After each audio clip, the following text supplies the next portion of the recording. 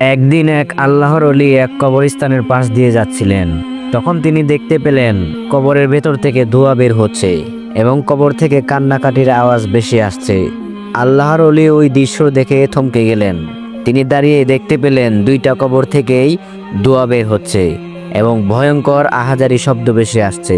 এরপর আল্লাহর ওলি সেই পাশের একটি গ্রামে গিয়ে উঠলেন এবং গ্রামের কিছু লোক দেখে বললেন, আপনারা কি বলতে পারেন ওই কবরস্থানে দুটি কবর পাশাপাশি দেখা যায়? সেই কবরগুলো কাদের এবং কবরগুলো কার কবর? গ্রামের কয়েকজন লোক বলল, কিছুদিন পূর্বেই ওই পাশের গ্রামের একটি মেয়ের বাবা মা দুজনেই ইন্তেকাল করেছেন। তার বাবা চলে যাওয়ার 3 দিন পর মেয়েটির মাও চলে যান। ওই দুটি কবর তাদেরই।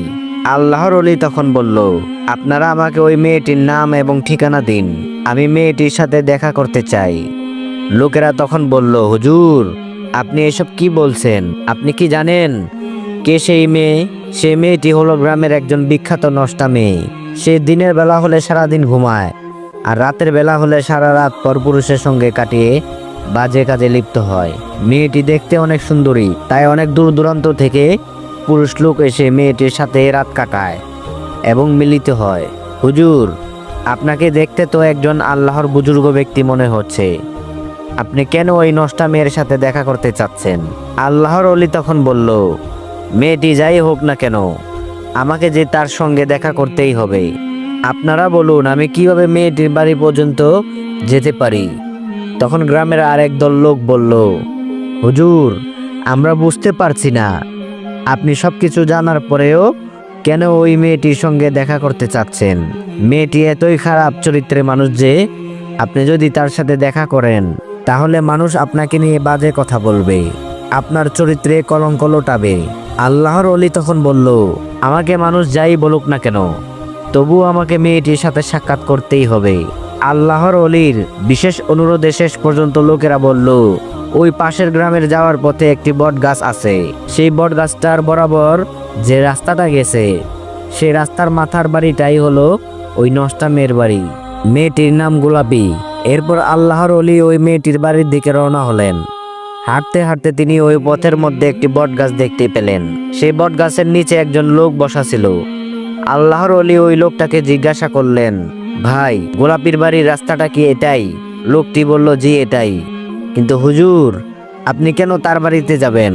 তার কাছে ভালো কোনো মানুষ যায় না, তাকে সবাই রাতের রানী বলে ডাকে। সে সারাদিন ঘুমায় আর যখনই অন্ধকার নেমে আসে তখনই পরপুরুষের যাতায়াত শুরু হয় তার বাড়ির রাস্তার দিকে। দিনের বেলা তো কোনো মানুষ এদিকে যাওয়া আসা করে না, আপনি কেন তার বাড়ির দিকে যাচ্ছেন? আর আপনাকে দেখে তো একজন পরহেজগার মানুষ মনে হচ্ছে। আল্লাহর ওলি তখন বলল, আমি কোনো খারাপ উদ্দেশ্য নিয়ে তার কাছে যাচ্ছি না, আমি তাকে ভালো পথে ফিরে আসার জন্য আহ্বান করতে চাই। আচ্ছা, তুমি আমাকে বলো তো, এই মেয়েটি কতদিন ধরে এই কাজে লিপ্ত হয়েছে? লোকটি তখন বলল, কয়েক মাস হলো মেয়েটির বাবা মা দুনিয়া থেকে চলে যায়, এরপরেই এই মেয়েটি এই খারাপ পথে চলে গিয়েছে। অতঃপর আল্লাহর ওলি আর কোনো কিছুই না বলে সেই রাস্তা ধরে হেঁটে হেঁটে মেয়েটির বাড়িতে গিয়ে পৌঁছালেন। আল্লাহর ওলি মেয়েটির বাড়ির উঠানে গিয়ে ডাকতে লাগলেন, ঘরের ভেতর কি কেউ আছেন? একটু কি বের হবেন? আপনার সাথে আমার জরুরি কিছু কথা আছে। কিন্তু ঘরের ভেতর থেকে কোনো আওয়াজ আসতেছে না। হুজুর আবার ডেকে বললেন, ভিতরে যদি কেউ থেকে থাকেন তাহলে একটু বাহিরে আসুন। এরপরে ভেতর থেকে একটি মহিলা বেরিয়ে আসলো। আল্লাহর ওলি মহিলাটাকে জিজ্ঞাসা করতে লাগলেন, আপনার নাম কি গোলাপি? মহিলা বলল, না ম্যাডাম, ওই পুকুর পাড়ে গোসল করতে গিয়েছেন, আপনি ওইখানে গেলেই তাকে পাবেন। এরপরে আল্লাহর বুজুর্গ ব্যক্তিটি পুকুর পাড়ে গিয়ে দেখতে পেলেন মেয়েটি পুকুর পাড়ে বসে গোসল করার জন্য প্রস্তুতি নিচ্ছে। আল্লাহর ওলিকে দেখে মেয়েটি চমকে গেল। এরপর মেয়েটি বলল, হুজুর, আপনি কেন এখানে আসলেন? বুজুর্গ ব্যক্তিটি বলল, আমি তোমার সাথে কিছু বিশেষ কথা বলতে চাই। মেয়েটি বলল, হুজুর, সবাই তো আমার কাছে একটি কারণেই আসে, কিন্তু আপনাকে দেখে মনে হচ্ছে আপনি আল্লাহর পূজারী একজন মানুষ। তাহলে বলুন তো, আমার মতো একজন নষ্টা মেয়ের সাথে আপনার কি এমন কথা বলার থাকতে পারে? হুজুর তখন বলল, আমি তোমাকে কিছু জিজ্ঞাসা করব, তুমি কি তার সঠিক জবাব দিতে পারবে? মেয়েটি বলল, আমার চরিত্র খারাপ হলেও আমি মিথ্যা কথা বলতে পারি না, আপনি বলুন কি জানতে চান? আল্লাহর ওলি তখন বলল, কিছুদিন আগে তোমার বাবা মা দুনিয়া থেকে চলে গিয়েছে, এটা তো সত্য। মেয়েটি হেসে হেসে উত্তর দিল, আমার মা বাবাকে অনেক ভালোবাসতো, তাই বাবা চলে যাওয়ার 3 দিন পর বাবার টানে মাও চলে যায়। তখন আল্লাহর ওলি বলল, তুমি কি জানো তোমার এই পাপের জন্য তোমার বাবা মার কবরে ভয়ানক আযাব হচ্ছে?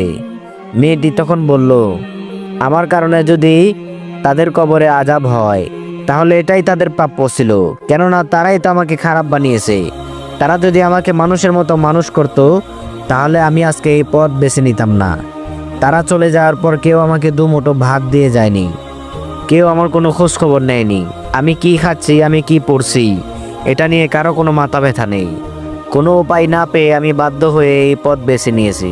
আল্লাহর ওলি তখন বলল, মাগো, বাবা মা কখনোই চায় না তাদের সন্তান খারাপ পথে লালিত পালিত হোক। তারা তাদের সাধ্যমতো সন্তানকে মানুষ করার চেষ্টা করে। দুনিয়াতে অনেক ভালো কাজও আছে, সেগুলো তুমি বেছে নিতে পারতে, বিয়ে করে সংসারী হতে পারতে, আর সেখানেই ছিল তোমার মঙ্গল। এখন তোমার এই খারাপ কাজের জন্য কবরে তোমার বাবা মা শাস্তি পাচ্ছে। তারা তো এই জন্য তোমাকে দুনিয়াতে জন্ম দেয়নি। যখন তুমিও দুনিয়া থেকে চলে যাবে তখন তোমার কবরেও এরকম আযাব শুরু হয়ে যাবে। মাগো, এখনো সময় আছে, তুমি ভালো পথে ফিরে আসো। এতে করে আল্লাহ রাব্বুল আলামিন তোমার বাবা মায়ের কবরের আযাব বন্ধ করে দিতে পারে। আল্লাহর ওলির মুখে এমন কথা শুনে মেয়েটির মনের ভয়ের সংসার হলো। মেয়েটি বলল, হুজুর, আমি কিভাবে এই পথ থেকে বেরিয়ে আসতে পারি? সমাজ কি আমাকে আবার স্বাভাবিকভাবে মেনে নেবে? মেয়েটি এমন কথা বলছিল আর পুকুর থেকে পানি হাতে নিয়ে ছিটকিয়ে মাটিতে ফেলছিল। সেখানে একটি ল্যাংড়া ব্যাঙ ছিল। সেই ব্যাঙটি 7 দিন ধরে পানির পিপাসায় কাতর ছিল। মেয়েটি যখন পানি ছিটকিয়ে ফেলছিল আর সেই পানিগুলো ওই ল্যাংড়া ব্যাঙের মুখে গিয়ে বারবার পড়ছিল। ব্যাঙটি তৃপ্তি সহকারে সে পানি পান করলেন। এরপর ব্যাঙটি আল্লাহর দরবারে ফরিয়াদ করে বললেন, হে আল্লাহ, যে পানি দিয়ে আমার কলিজা ঠান্ডা করেছে, তুমি তার মা বাবার কলিজা ঠান্ডা রেখো। ব্যাঙের এই দোয়া আল্লাহর দরবারে কবুল হয়ে যায়। সাথে সাথে আল্লাহ রাব্বুল আলামিন ওই নষ্টা মেয়ের বাবা মার কবরের আযাব মাফ করে দেন। এরপর সেই আল্লাহর ওলি মেয়েটিকে ভালো হওয়ার উপদেশ ও পরামর্শ দিয়ে সেখান থেকে চলে আসলেন। আল্লাহর ওলি যখন সেই কবরের পাশ দিয়ে আবারও যেতে লাগলেন তখন তিনি দেখলেন ওই কবর থেকে আর কোনো ধোঁয়া বের হচ্ছে না এবং কবর থেকে কোনো আহাজারিও শোনা যাচ্ছে না। এরপর আল্লাহর ওলি আকাশের দিকে তাকিয়ে বললেন, হে আল্লাহ, তুমি রহমানুর রহিম, তোমার লীলা খেলা বোঝার সাধ্য কারণেই। বন্ধুরা, পরবর্তীতে সেই গোলাপী মেয়েটি সমস্ত পাপ কাজ ছেড়ে দিয়ে আল্লাহর পথে ফিরে এসেছিল। সুবহানাল্লাহ। প্রিয় দর্শক, এই ছিল আমাদের আজকের ভিডিওটি। আল্লাহ রাব্বুল আলামিন আমাদের সকলকে দুনিয়াতে সৎ ও নেকের পথে চলার তৌফিক দান করুক, আমিন। ভিডিওটি ভালো লাগলে একটি লাইক দিয়ে যাবেন এবং চ্যানেলটি সাবস্ক্রাইব করে পাশে থাকবেন। সবাইকে আল্লাহ তাআলা সুস্থ রাখুক ও ভালো রাখুক। আল্লাহ হাফেজ।